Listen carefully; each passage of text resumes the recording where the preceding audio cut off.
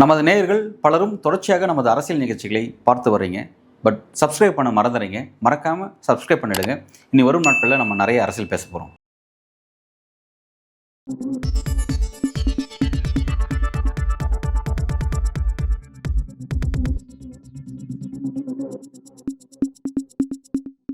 News focus Tamil நேயர்களுக்கு வணக்கம். நம்மோடு நேயர்களுக்காக இணைந்திருக்கிறார் ஊடகவியலாளர் அன்பழகன் அவர்கள். வணக்கம்.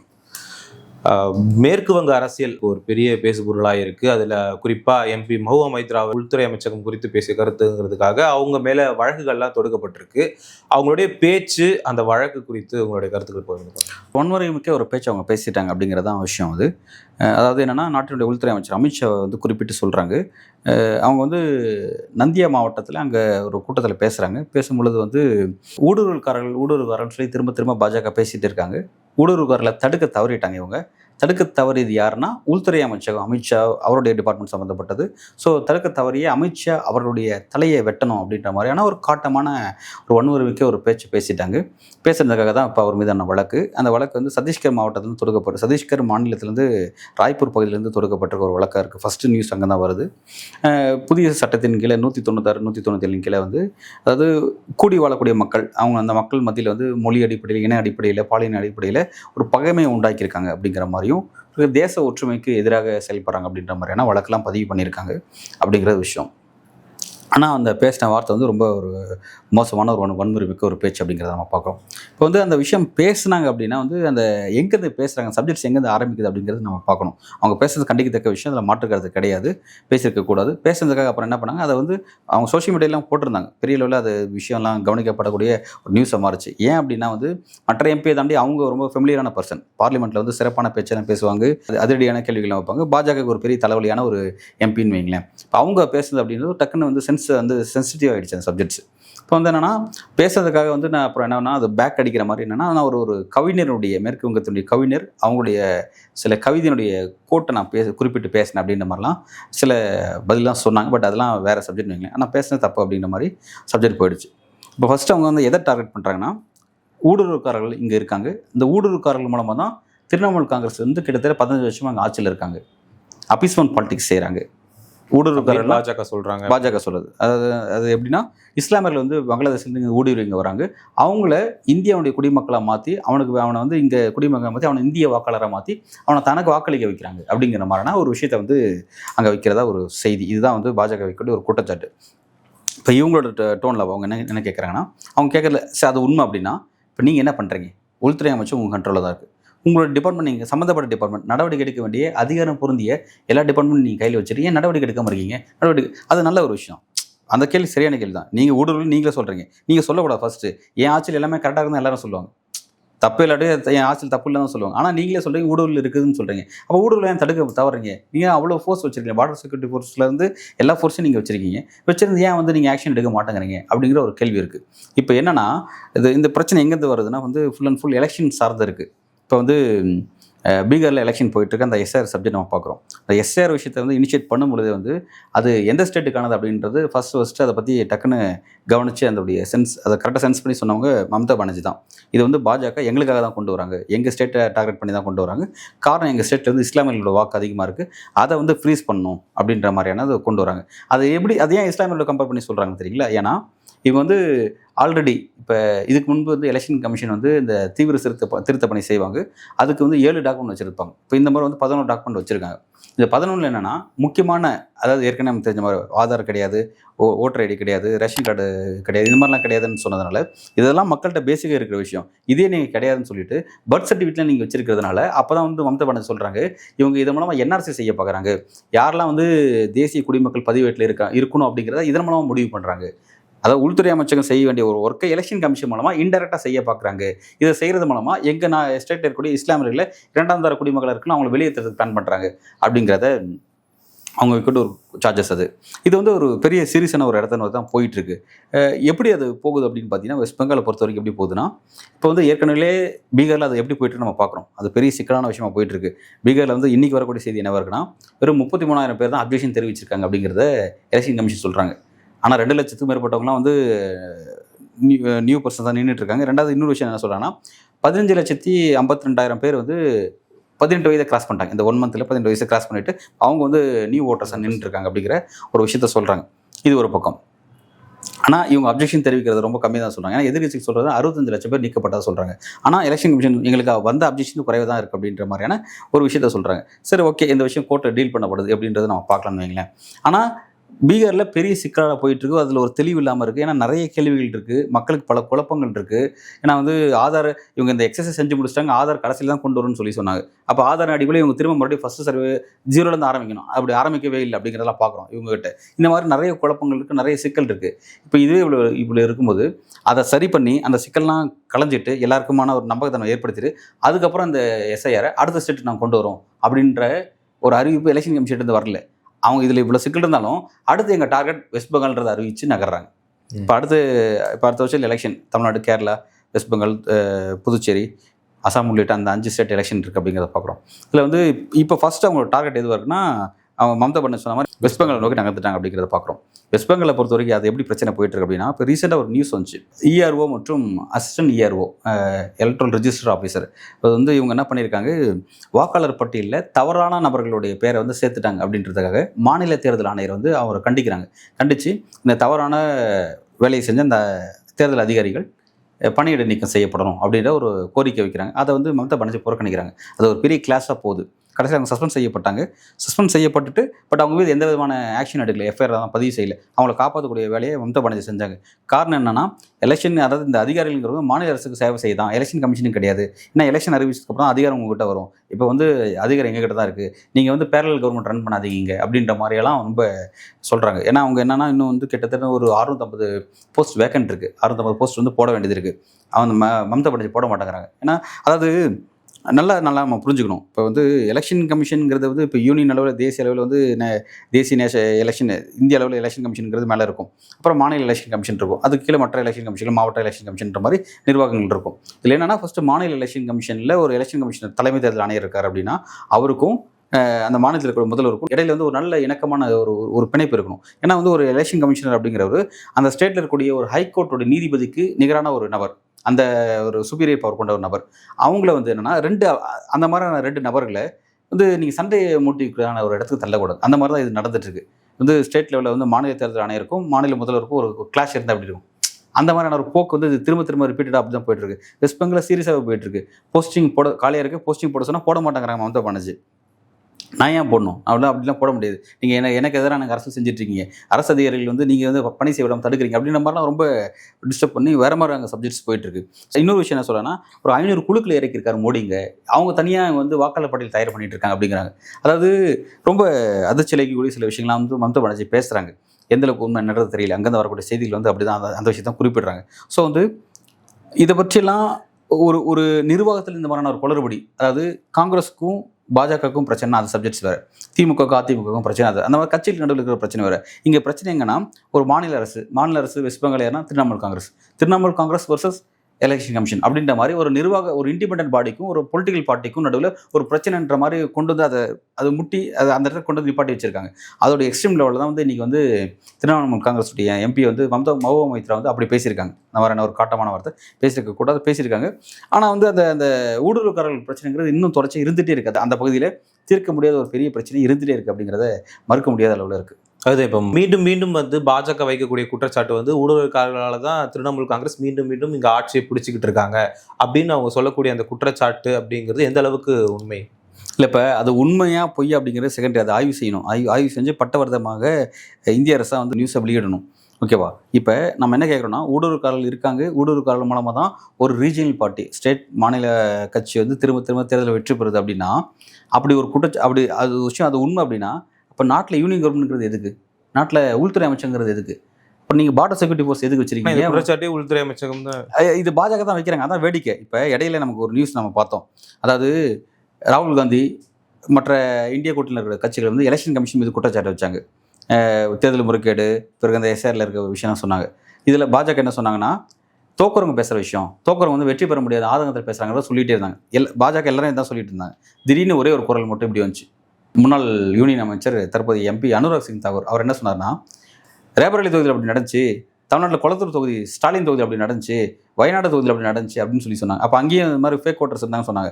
அப்போ அப்படி இருக்குன்னு நீங்கள் சொன்னீங்கன்னா அப்போ எலெக்ஷன் கமிஷன் மீது குற்றச்சாட்டு நீங்களே ஒத்துக்கிறீங்க. நீங்கள் சொல்கிறது நீங்கள் ஏன்னா நீங்கள் ஆளுங்கட்சி, நீங்கள் வந்து இந்திய அரசு, நீங்கள் ஆளுங்கட்சி, நீங்கள் பாஜக, நீங்கள் அந்த எதிர்கட்சி சொன்னாங்கன்னா அதை நீங்கள் ஆய்வு செஞ்சு பார்க்கணும். இல்லை நீங்களும் சொல்லிட்டீங்கன்னா அப்படின்னா நீங்கள் குற்றச்சாட்டை உறுதிப்படுத்துறீங்கன்னு அர்த்தம். எதிர்கட்சியும் ஆளுங்கட்சியும் ஒன்றா சொல்லுதுப்பா, அப்போ எலெக்ஷன் கமிஷன் தப்பு பண்ணுதுங்கிறது நீங்கள் ஒரு இண்டிபெண்டன்ட் பாடிக்கு நீங்களே கரை பூசுறீங்கிறது நீங்கள் ஒத்துக்கணும். அப்படின்னா நீங்கள் விசாரணை கமிஷன் நீங்கள் அமைச்சிருக்கணும். நீங்கள் அதை பேசக்கூடாது. அவர் சொன்னதுக்கப்புறம் அது பேக் ஃபயராக மாறினதுக்கப்புறம் அதை அந்த விஷயத்தை விட்டுட்டாரு. சரிங்களா? இது எதுக்காக சொல்ல வரேன் தெரியுமா?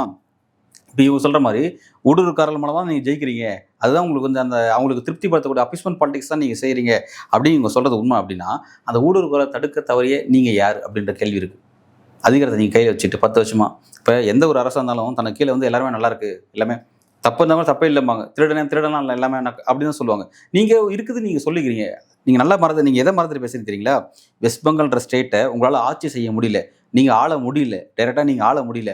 ஆள முடியாத உங்களோட ஒரு காழ்ப்புணர்ச்சியில் நீங்கள் உட்காந்து நீங்கள் அங்கே வந்து இப்படிலாம் ஜெயிக்கிறாங்க, இப்படி தான் ஜெயிக்கிறான்னு சொல்லிட்டு உங்களால் முடியாத போது அந்த முடியாத போது அந்த விரக்தியில் பேசணும்ல ஒரு வார்த்தை, அந்த வார்த்தை நீங்கள் வந்து அதை பேசுறது நல்லா. நீங்கள் வெஸ்ட் பெங்கால் இருக்கக்கூடிய மம்தா பானர்ஜி சிஎம் தான், அந்த சிஎம்க்கும் சேர்த்து நீங்கள் தான் பிஎம், உங்களுக்கு கீழே தான் அவங்க இருக்காங்க. அதை நீங்கள் மறந்துட்டு நீங்கள் அப்படி பேசக்கூடாது. ஏன்னா அதிகாரம் உங்ககிட்ட இருக்கு. நீங்கள் வந்து அவங்க தவறான வழியில் இங்கே ஜெயிச்சு வராங்க அப்படின்னா தவறான வழியில் வருவதற்கான வாய்ப்பை நீங்கள் தான் ஏற்படுத்தி கொடுத்துருக்கீங்க. அந்த வழியை நீங்கள் அடைக்காமல் வச்சிருக்கீங்க.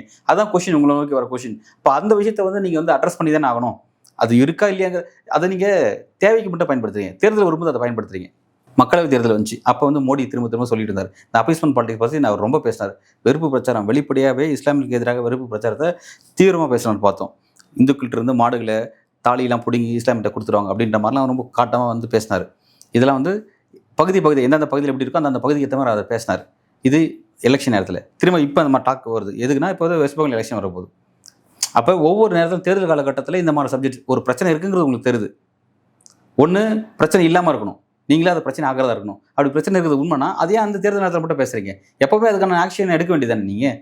அப்படியே நீங்கள் செஞ்சுருக்கணும். அதை செய்யாமல் திரும்ப ஒரு அரசியலுக்காக பயன்படுத்தக்கூடிய ஒரு ஸ்லோகனாவது இருக்குது அப்படிங்கிறாங்க. அதனால் விரக்தியில் வந்து மம்தா பானர்ஜி, அதனால் விரக்தியில் வந்து மஹூவா மொய்த்ரா சொல்கிறாங்க, அப்போ அந்த நீங்கள் ஏன் தடுக்கலன்னு, ஏன் உங்களை கையாளாக தனத்தை ஏன் வந்து நீங்கள் வந்து எங்களை போட்டு இப்படி பேசுகிறீங்க அப்படின்னு ஒரு விரக்தியில் அவங்க பேசுகிறாங்க. அவங்க பேசுகிறது தப்பு தான். உள்துறை அமைச்சரை அப்படி பேசக்கூடாது. எந்த ஒரு அமைச்சரையும் ஒரு நீங்களே வந்து மதிக்கத்தக்க மக்கள் பிரதிநிதி அப்படி பேசக்கூடாது. பேசிட்டீங்க அப்படின்னா தப்பு தான் அது. ஆனால் அந்த மாதிரியான ஒரு பிரச்சனை ஏன் வந்து நீங்கள் லைவாக வச்சுக்கிட்டே இருக்கீங்க? ஏன் பாஜக அந்த பிரச்சனை இருந்தால் தான் உங்களை அரசியல் பண்ண முடியுமா அப்படின்னு இருக்கு.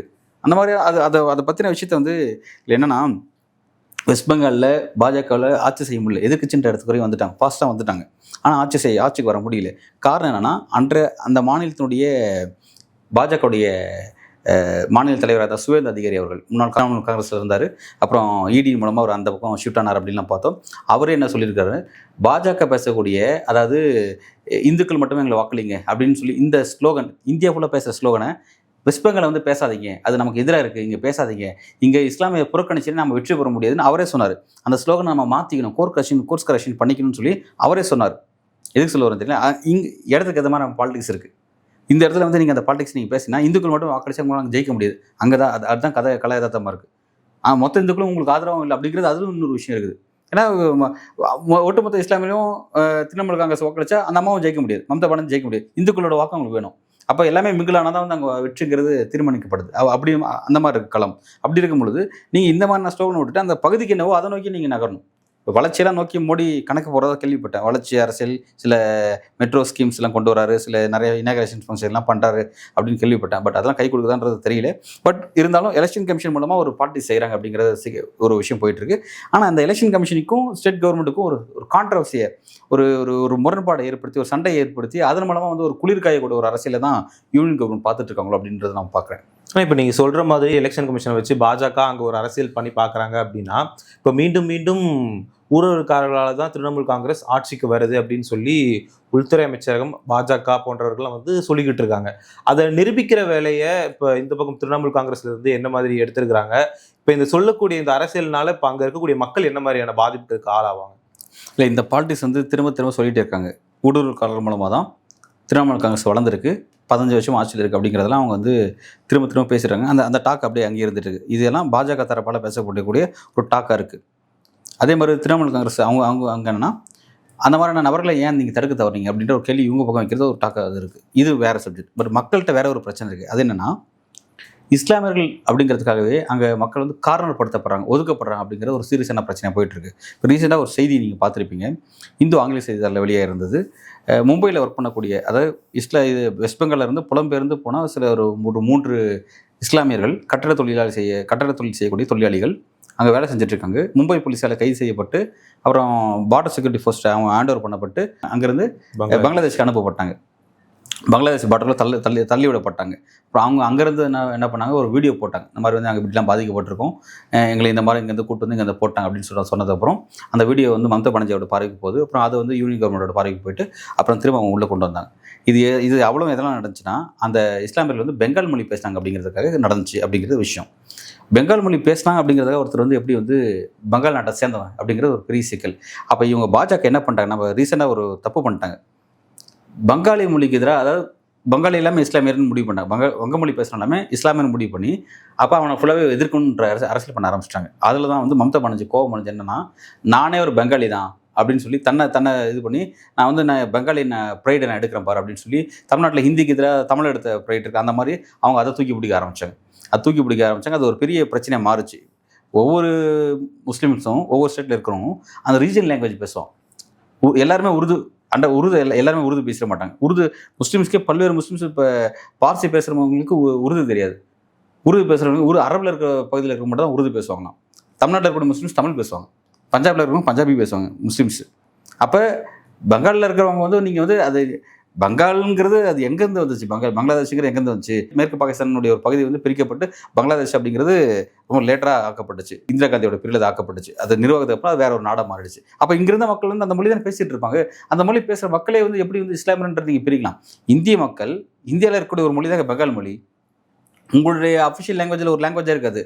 அது எப்படி நீங்கள் வந்து அது பேசணுன்றதுக்காக நீங்கள் வந்து அந்த மொழி ரீதியை எப்படி நீங்கள் அவனை டிஸ்கிரிமினேட் பண்ணுவீங்க அப்படின்ற ஒரு கொஷின் இருக்குல்ல, அது ஒரு சீரியஸான பிரச்சனை. இந்த பிரச்சனையை பாஜக லேட்டராக புரிஞ்சுட்டாங்க, ஆனால் ஆர்எஸ்எஸ் புரிஞ்சுக்கிட்டு இடையில மோகன் பகவத் என்ன பண்ணார், அமித்ஷாக்கு ஒரு கடிதம் எழுதியிருந்தார். இப்போ நான் சொல்கிறது 2 நாள் முன்னாடி அந்த செய்தி. நான் கடிதம் எழுதியிருந்தாருன்னா, நான் வந்து பெங்கால் மொழி பேசுகிறாங்க அப்படிங்கிறதுக்காக வந்து நீங்கள் வந்து டிஸ்கிரிமினேஷன் பண்ணாதீங்க, அது வந்து உங்களுக்கே எதிராக திரும்பிடும். வெஸ்ட் பெங்காலோட பாலிடிக்ஸை கோர்ஸ் கரெக்ஷன் பண்ணுங்கள், அதை அப்படி பார்க்காதீங்க, வேறு பேட்டர்னுக்கு மாற்றுங்க அப்படின்றத அவர் சொல்லியிருந்தார். அந்த மாதிரி சீரியஸான இடத்துல தான் அது போச்சு. ஸோ வந்து இப்போ அதை சரி பண்ணுவாங்க அப்படின்னு நான் பார்க்குறேன். ஆனால் இவங்க எந்த அளவுக்கு பாருங்கள், சொந்த மக்களே வந்து அகதியாக்குறதுக்கு தயாராக இருக்காங்க, தங்களுக்கு வாக்களிக்க மாட்டாங்க அப்படிங்கிறதுக்காக இருக்கக்கூடிய நிர்வாகத்தை பயன்படுத்தி இப்படிலாம் யோசிக்கிற அளவுக்கு இருக்காங்க அப்படின்னா இது எவ்வளோ ஒரு சீரியஸான விஷயம். இது எனக்கு தெரிஞ்சு வெஸ்ட் பெங்காலில் மம்தா பானர்ஜி இந்த பிரச்சனையை இந்திய அளவிலான ஒரு செய்தியை மாற்றிருக்கணும். ஏன்னா இப்போ யூனியன் கவர்மெண்ட் மோடி ஆட்சியில் இந்தியர்களுக்கு பாதுகாப்பு இல்லையா? இப்போ திடீர்னு நம்மளை கொண்டு போய் இலங்கையில் தள்ளி விட்டு நீ வந்து இந்தியாவும் கிடையாதுன்னு சொன்னால் நமக்கு எப்படி இருக்கும்?